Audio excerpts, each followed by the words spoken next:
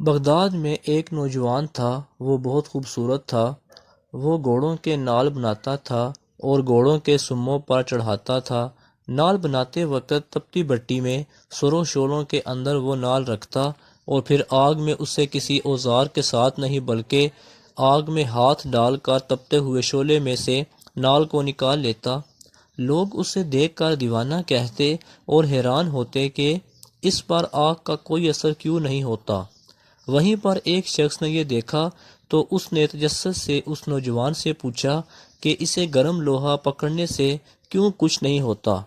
اس نوجوان نے جواب دیا کہ وہ جلدی میں لوہے کو اٹھا لیتا ہے اور اب اس پر ایسی کیفیت طاری ہو گئی ہے کہ میرا ہاتھ اس آگ کو برداشت کرنے کا عادی ہو گیا ہے اور اسے کسی اوزار کی ضرورت نہیں پڑتی۔ تو اس شخص نے کہا کہ میں اس بات کو نہیں مانتا، بات تو کوئی اور ہے۔ اس نے نوجوان سے کہا کہ مجھے اس کی حقیقت بتاؤ۔ تو اس نوجوان نے بتایا کہ بغداد میں ایک نہایت حسین و جمیل لڑکی تھی۔ جب اس لڑکی کے والدین عمرہ کے لیے گئے تو کسی حادثے کا شکار ہو کر اس کے والدین فوت ہو گئے اور وہ لڑکی اکیلی ہی اس شہر میں رہتی تھی۔ اب اس لڑکی کو سمجھ نہیں آ رہی تھی کہ وہ کیسے زندگی گزارے۔ ایک بار وہ نہایت پریشانی کی حالت میں میرے پاس آئی۔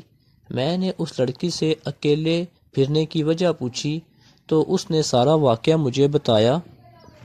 میں نے اسے کہا کہ شام کو تم میرے گھر آنا اور میرے ساتھ کھانا کھانا۔ تو شام کو وہ لڑکی میرے گھر آ گئی اور میں نے اسے کھانا پیش کیا۔ جب وہ لڑکی کھانا کھانے ہی لگی تھی تو میں نے دروازہ بند کر دیا اور میری نیت بدل گئی کیونکہ اس وقت آسان موقع تھا۔ جب میں نے دروازہ بند کیا تو اس لڑکی نے کہا میں پہلے ہی بہت مایوس ہوں، خدا کے لیے میرے ساتھ ایسا نہ کرو۔ وہ نوجوان کہنے لگا میرے سر پر برائی کا بھوت سوار تھا۔ میں نے اس لڑکی سے کہا مجھے ایسے موقع پھر نہیں ملے گا، میں تمہیں نہیں چھوڑ سکتا۔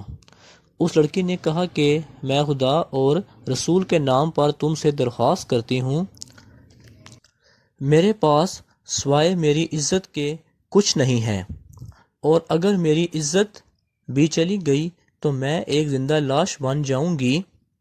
اس نوجوان نے کہا کہ لڑکی کی یہ بات سن کر خدا جانے مجھ پر کیا ہوا۔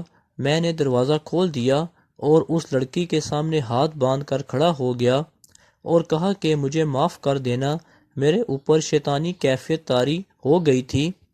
یہ سن کر اس لڑکی نے کہا اے اللہ اس نوجوان پر نہ صرف دوزخ کی بلکہ ہر طرح کی آگ حرام کر دے۔ نوجوان نے کہا لڑکی یہ دعا دے کر چلی گئی۔ ایک دن میرے پاس اوزار نہیں تھا اور میں نال کو گرم کر رہا تھا تو میں نے نال کو نکالنے کے لیے ہاتھ آگے ڈال دیا لیکن میرے ہاتھ پر آگ کا کوئی اثر نہ ہوا۔ میں حیران ہوا اور پھر مجھے اس لڑکی کی وہ دعا یاد آئی اور تب سے لے کر اب تک میں دہتی ہوئی آگ میں سے بغیر اوزار کے نال کو نکال لیتا ہوں۔